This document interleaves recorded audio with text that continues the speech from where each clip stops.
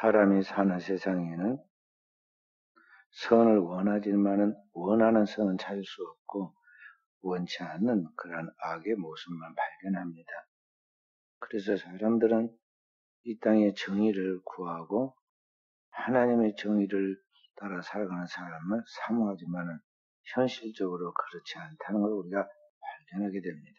그래서 우리가 때때로 실망하고 좌절하는 것입니다. TV, 뉴스에 나오는 소리마다 섬찟섬찟하고 무서운 이야기들 많죠.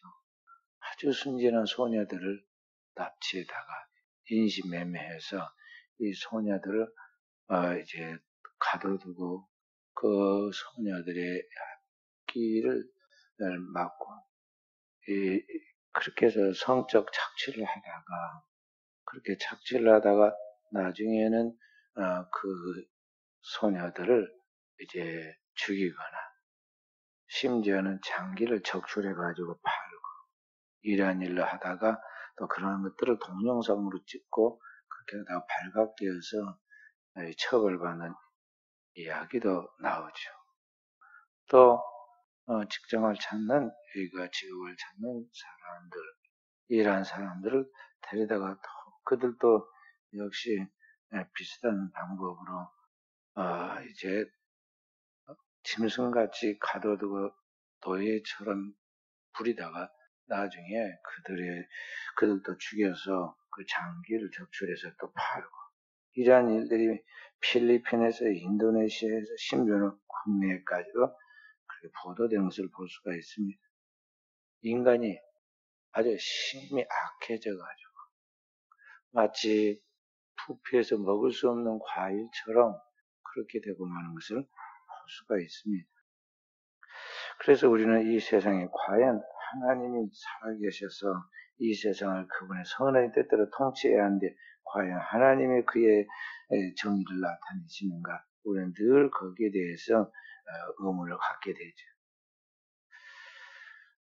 성도들이 모이는 하나님을 믿는 기독교계는 또 다르냐?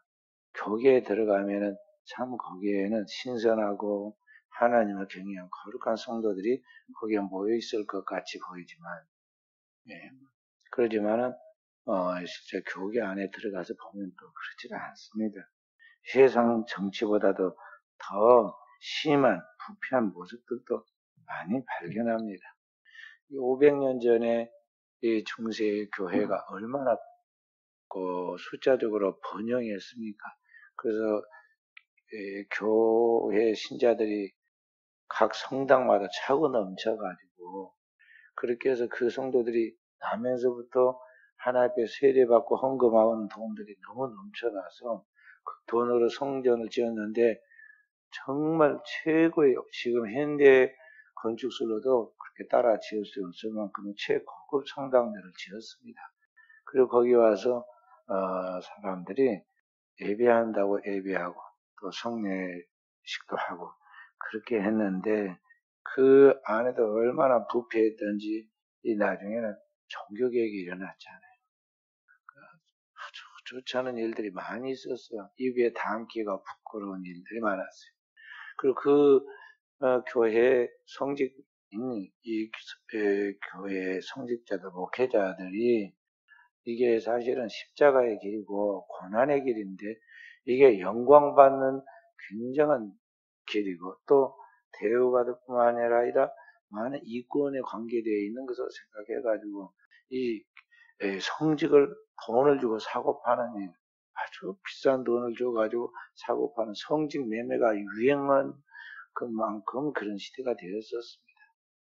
그러니 진짜 하나님의 소명을 받아서 많은 연단과 훈련을 통해서 하나님의 종의 그런 자질과 인격과 삶을 갖춰서 사역을 한 것이 아니라 아무것도 모르는 신학의 신자도 모르고 성경의 성자도 모르는 사람이 이 그냥 성례 집례 할 때 쓰는 그 라틴어 몇 마디만 암송해가지고 그것만 하고 거기에서 세상 권세보다 더 높은 권세를 누리고 세상에서 누리는 최고의 그러한 대우를 받으면서 나아가다 보니까 이게 교회가 세상의 빛이 아니라 세상을 더욱 넘어지게 하고 부패하게 만드는 요소가 되게 되었어요.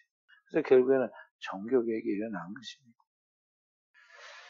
그 종교개혁이 그래서 일어날 때 참 먼저 외친 것이 뭐냐면 오직 믿음으로 솔라피데라는 말이 있어요. 오직 믿음으로. 오늘 로마서 마지막에 말씀드렸던 그 로마서 1장 17절에 있는 말씀. 오직 나의 의는 믿음으로 말미암아 살리라.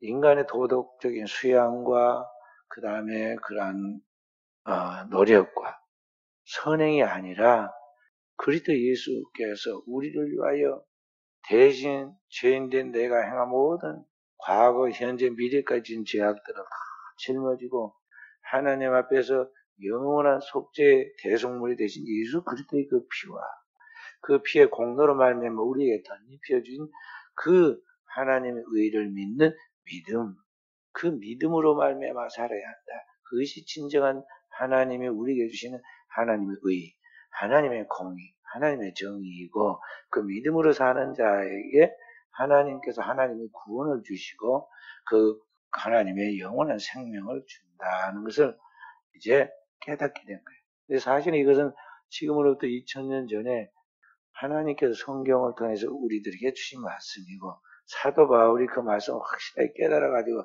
로마서에 갈라디아서에 끊임없이 그 말씀을 반복해서 가르쳤던 말씀인데 그로부터 1500년이 지난 다음에서 카톨릭 신부였다가 나중에 이제 종교개혁을 일으켰던 마르틴 루터에서 그것이 재발견이 되었단 말이에요. 그 진리는 여전히 동일한 진리인데 그걸 그때서 새롭게 발견한 것이죠.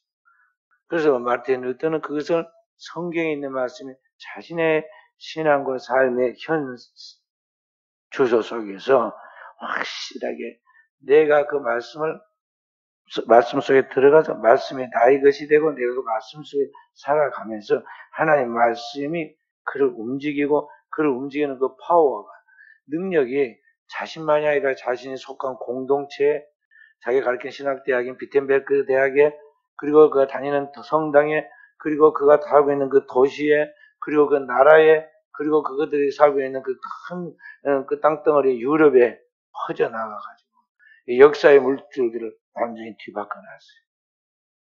오직 믿음으로 구원은 행위가 아니라 그리스도 예수께서 주신 그 십자가의 의로 말미암아 오늘 우리를 구속하는 그 사실을 믿는 그 완전한 순결한 믿음으로 오늘 우리가 구원을 받는다. 그 믿음으로 살아야 한다는 것을 확실하게 깨닫고 그 깨닫고 나는 한 사람으로 말미암아 세상이 달라졌다. 그래서 오늘로서는 우리도 무엇으로 살아야 하느냐? 그 진리의 말씀, 그 복음의 말씀을 확실하게 하나님의 말씀을 믿고 그 하나님의 말씀을 나의 것으로 삼아서 그 말씀을 삶 속에서 그대로 적용해서 나가는 그런 믿음을 가질 때 내 삶의 변화와 함께 내 나를 통해서 많은 사람들이 하나님의 구원을 얻는 역사가 우리에게 재현되어 나가는 것입니다.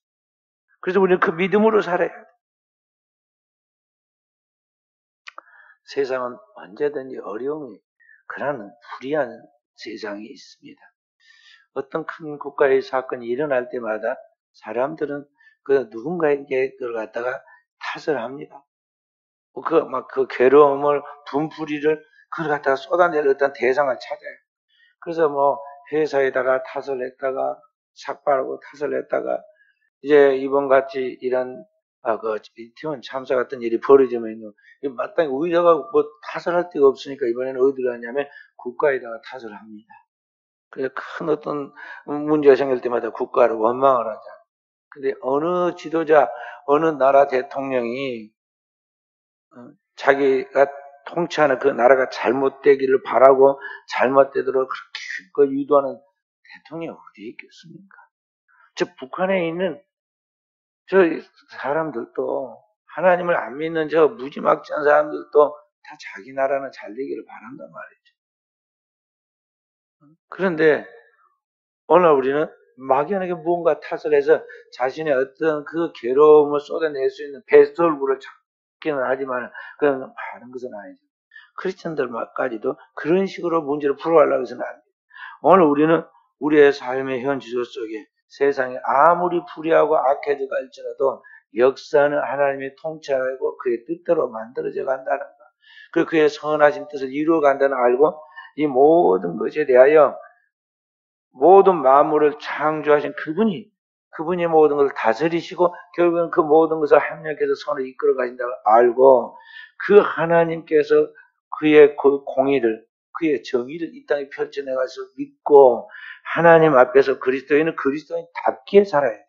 그게 뭐냐면 그리스도인은 하나님께 모든 걸 맡기고 믿을 뿐만 아니라 그분이 모든 걸 결국엔 선으로 만들어 가신다 알고 우리가 선을 쫓아 같이 하나님과 보조를 맞춰야 한다는 것이죠.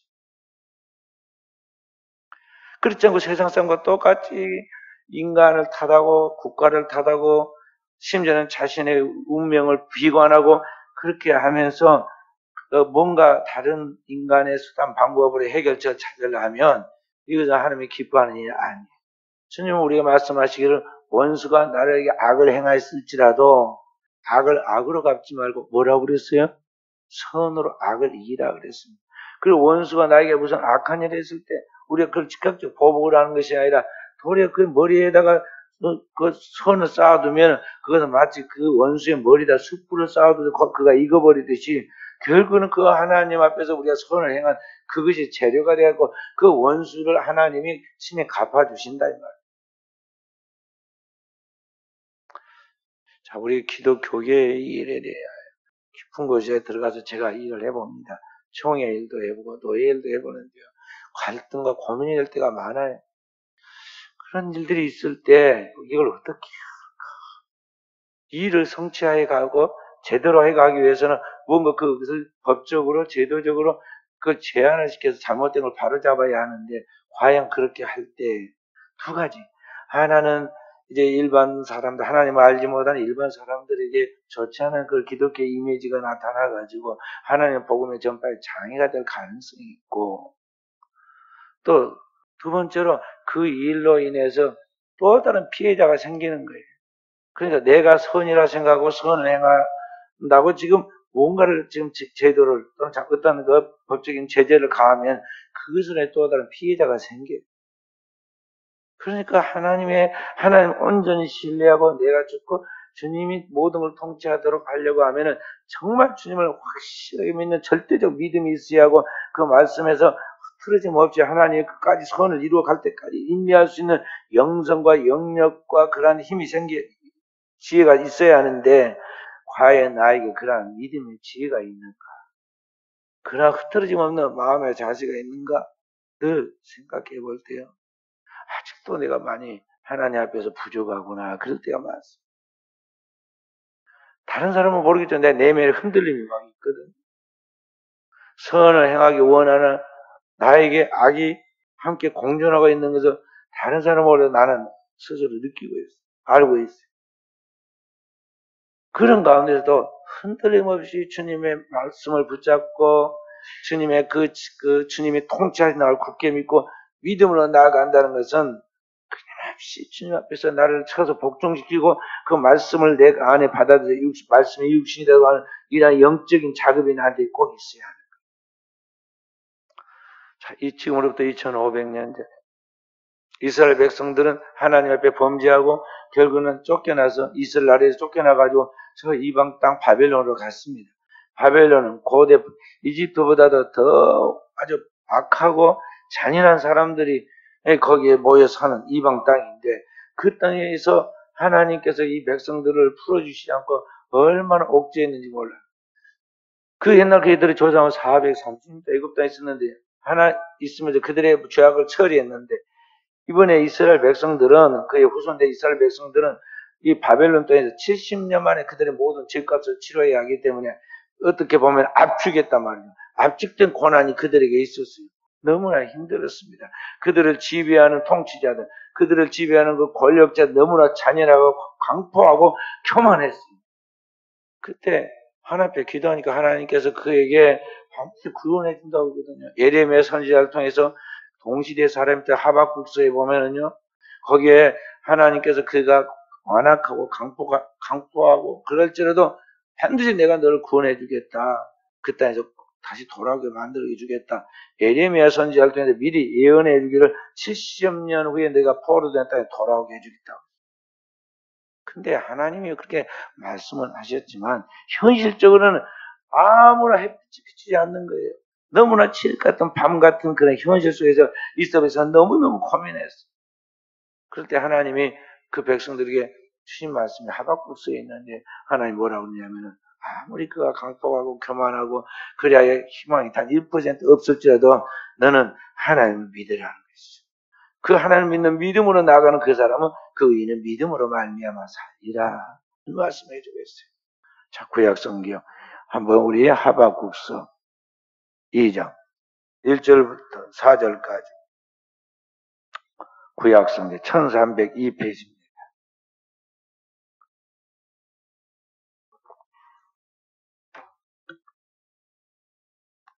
1302페이지 하박국서 2장 1절에서 4절 내가 내 파수하는 곳이 성령의 소리라. 그가 내게 무엇이라 말씀하실는지 기다리고 바라보며 나의 질문에 대해 어떻게 대답하실는지 보리라 하였더니 여호와께서 내게 대답하여 이르시되 너는 이 묵시를 기록하여 판에 명백히 새기되 달려가면서도 읽을 수 있게 하라. 이 묵시는 청한 때가 있나니 그 종말이 속히 이르겠고 결코 거짓되지 아니하리라. 비록 더딜지라도 기다리라. 지체되지 않고 반드시 응하리라. 보라, 그의 마음은 교만하며 그 속에서 정직하지 못하나 의인은 그의 믿음으로 말미암아 살리라. 아멘. 하나님이 하박국에게 묵시를 줍니다. 하나님의 구원의 때가 있다는 것, 정한 때가 있다. 그리고 하나님의 심판의 때가 있다. 그 종말이 반드시 와서 바벨론을 하나님이 심판하겠다는 것입니다. 그리고 하나님의 말씀은 거짓되지 아니하고 반드시 이루어질 것이기 때문에 더딜지라도 내가 생각에 느리다 할지라도 기다리라. 반드시 하나님의 말씀을 응하리라. 그러면서 아무리 이 바벨론의 왕의 마음이 교만하여 그 속에서 정직하지 뭐 맨날 속이기만 한다 할지라도 걱정 말라는 것이죠. 의인은 그의 믿음으로 한 말미암아 살리라. 여기 하나님 말씀을 믿는 자가 의인이에요. 그 하나님의 말씀, 하나님을 믿는 그 의인은 그의 믿음으로 말미암아 살리라. 그래서 오늘의 우리의 현실이 아무리 이게 악하고 절대 희망이 단 1%도 없을 것같이 보일지라도 하나님을 믿고 믿음으로 인내하고 기다리라는 거예요. 더딜지라도 기다리는. 그럼 반드시 그것이 이루어지고 하나님 말씀 응답되는 날이 오는데, 그래서 결국은 하나님의 말씀을 믿는 그 의인은 그 믿음으로 말미암아 살게 된다는 것입니다. 우리가 이 믿음을 가져야 돼. 그래서 고대 이스라엘 백성들이 하나님 믿고 나갔더니 나중에 어떻게 됩니까? 기원 전 567년에 고대 바벨론의 새로운 왕 바사의 왕, 지금으로 말하면 표현하면 역사적인 페르시아를 바사라고 했어요. 이 페르시아의 일대 왕이 고레스가 등장해요. 이 고레스 왕이 딱 왕이 되면서 통치하면서 관영 정책을 펼치고 첫 번째 혜택을 누구에게 주냐면 이스라엘 백성들에게 줍니다. 그래서 이스라엘 백성들이 자신의 땅으로 돌아오고 그들의 믿는 하나님을 믿게 하고 그들이 믿는 하나님의 성전을 건축할 모든 비용을 왕이 전담해서 이렇게 하게 하죠. 그렇게 해서 기적처럼 돌아와요. 그들이 칼과 창과 전쟁을 통해서 그들이 자유를 얻은 것이 아닙니다. 그들이 다른 어떤 인간의 수단과 방법과 노력을 통해서 얻은 것이 아닙니다. 하나님의 때가 되니까 그 정한 때 하나님의 방법으로 하나님의 구원을 일으켜서 이스라엘 백성들이 다시 바벨론부터 돌아오는 바벨론 귀환이 이루어지게 되죠. 그래서 이스라엘 백성들 새로운 시대를 엽니다. 장차 이 땅에 하나님의 영원한 구원을 일으키는 하나님의 구원자이신 메시아 예수 그리스도의 오심을 준비하는 일을 이제 시작하게 돼요. 그러니까 오늘 여러분께서 구원은 여호와께로부터 온다. 하나님이 우리의 구원을 일으키신다. 하나님의 진정한 응답이시다는 걸 알고 그 하나님을 바라보는 온전한 믿음으로 주님을 바라보고 거기에 희망을 걸고 주님을 구하고 찾고 두드리기를 마치 어린아이가 순결하여 그 엄마를 믿어버리듯이 자기 엄마를 100% 믿고 따르듯이 오늘 우리가 하나님을 믿어야 돼. 성경 뭐라고 하냐면 어린아이가 젖된 어린아이가 그 어머니 품에 고이 잠자고 쉬는 것 같이 하나님 앞에서 평안하고 그 하나님을 의지하라고 그랬어요. 어린아이가 순결한 마음으로 하나님을 의지하고 온전히 나아가라는 것입니다. 현대인들이 자기가 너무 자기가 똑똑하고 머리가 영리하고 자기가 함대로 하면 다 되는 줄 알아요. 그러지만 세상은 절대 이렇게 합리적으로 논리적으로 이성적으로 되는 게 아니에요. 그런 것은 사람들이 듣기에 이해가 되고 편리하고 그럴듯하게 될 것 같은 기분을 줄 뿐이지 역사는 그렇게 되는 게 아니에요. 역사는 하나님 뜻대로 되었는데 이 역사는 인간의 논리를 초월해 나가서 영원한 하나님의 신적 세계에 대한 것들이기 때문에 이 인간의 이해를 넘어서고 인간의 논리가 따를 수 없는 영적인 하나님 깊은 것이에요. 이 세계를 뛰어넘을 수 있는 도약할 수 있는 것은 뭐냐면 그것은 믿음이에요. 그럼 우리는 하나님의 모든 말씀에 100% 믿음을 가지고 그 믿음으로 끝까지 하나님을 지지하고 인내하고 나아가야 하는데 이러한 것들은 쌓여있는 축적된 영성이 없으면 영혼에 하나님의 말씀에 대한 간직되어 있는 충만한 하나님의 말씀과 함께 그 말씀을 믿는 믿음이 내 안에 내장되어 있지 않으면 결코 그러한 파워가 일어나지 않는다는 것이죠.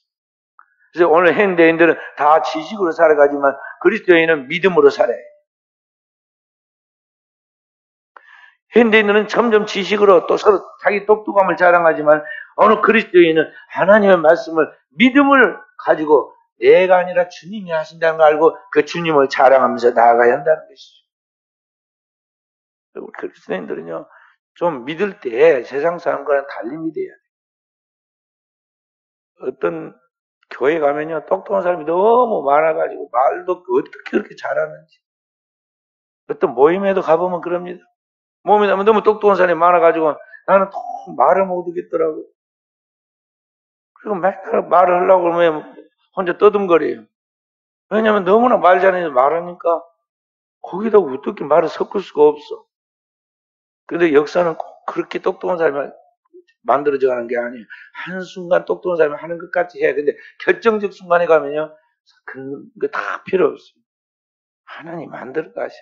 우리 그리스도인은 그 하나님을 굳게 붙들고 나가야 하는데 그게 이제 그리스도인의 그런 보이지 않는 세상이 알 수 없는 영혼의 힘이에요.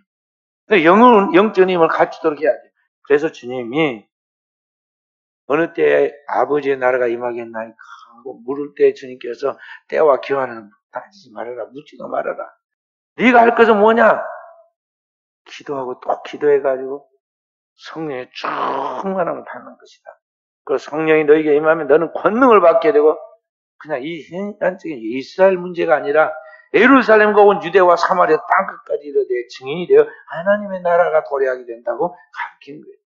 그래서 우리 그리스도인은 자기 안에 이러한 믿음과 이러한 영성이 쌓여서 물이 흘러 넘치는 것 같이 그래서 모든 그 강 주변에 있는 모든 것을 다 풍성하게 자라게 만들듯이 그리스도에 대한 영성과 영력이 흘러 넘칠 수 있도록 말씀을 읽는 것과 듣는 것과 그래서 묵상하게 기도하는 것에 전무해야 하고 그것을 믿음으로 바라보고 믿음으로 말하고 그 믿음으로 말한 것들을 이제 하나님 앞에 영적인 감각을 가지고 거둬들여야 돼. 영혼의 농사를 지어야 한다는 거예요. 오늘 우리가 회개할 것이 뭐냐면 그렇게 믿음으로 살지 않고 세상을 따라서 인간의 생각을 쫓아서 인간의 방법으로 산 걸 회개해야 돼. 이걸 보고 인본주의라고 해요. 인본주의. 이 인본주의를 회개해야 돼. 하나님의 말씀에 100% 지지하고 믿고 나가는 절대 신뢰의 믿음이 필요해요. 하나님만을 완전히 의지하고 나가는 절대 의존의 마음을 가져야 하고 그 하나님만으로 전부가 되는 절대 의존의 감정이 있어서 항상 그 영혼에 뜨거움이 있어야 돼. 불이 있어야 한다는 거죠. 역사는 점점 농경사회에서 이제 이 산업사회로 정보화 사회로 그리고 오늘 우리가 살고 있는 지식사회로 발전해 가는데요. 이 마지막 주님 오시는 때가 지금 가까워오는 이때 지금은 종말의 이 시대에는 영적인 힘을 가지고 있는 영적 사회가 돼요. 스피리추얼 소사이어티, 영적 사회가 되어 가고 있단 말이에요. 이 영적 사회는 영력 있는 사람, 영적인 지각이 있는 사람, 영혼의 힘을 소유한 사람이 이기게 되고 있어요. 근데 날이 갈수록 세상은 점점 영적이지 못하고 너무 지적이고 합리적인 것으로 서로 경주를 하지만은요, 최후의 승자는 누구냐면 진정한 영역을 소유한 사람이라는 거죠. 성경이 그걸 보여줘요. 성경은 합리적인 책이 아닙니다. 성경 읽어보세요. 논리적이고 합리적인 것이 아닙니다. 하나님의 말씀은 거기에 수많은 신비와 기적으로 가득 차 있는데요. 그것은 이 땅의 이론과 논리, 인간의 생각을 뛰어넘고 초월해 있는 이야기들이란 말이에요. 그래서 성경은 그것을 우리에게 자기 것을 소유하도록 하기 위해서 너는 믿음으로 나아가야 한다고 가르친 거예요. 근데 오늘 우리는 이 믿음이 없다는 거죠. 주님이 사람들 만나면 병 고쳐주고 위로해주고 굶진 자를 먹여주고 축복해주는데요. 딱 한 가지만 주님께서 화를 내고 책망을 항상 하셨어요. 뭡니까? 어찌하여 믿음이 없느냐? 왜 믿지 않았느냐? 주님은 늘 거기에 가서 책망을 하십니다. 할 수 있거든요. 무슨 말이냐? 믿는 자에게 믿지 못하리. 내 믿음이 겨자씨와 같다. 흔들리지 않는 반석 같은 믿음이 되어야 하는데 자꾸 흔들리고 있다. 계속해서 주님이 책망하세요. 그래서 저와 우리 사랑 성도는요, 주님 앞에 큰 믿음을 주십시오. 이걸 기도해야겠어요. 그리고 이 믿음을 소유한 사람이 이 세상에 최고의 하나님의 축복받는 승리가 된다고 알고, 오늘 또 저와 우리 사랑 성도들이 이 믿음, 큰 믿음, 반석과 같은 믿음의 소유자가 되어서 세상 속에 그리스도의 선한 영향력을 끼치는 깨어있는 종들이 다 되어지기를 주님의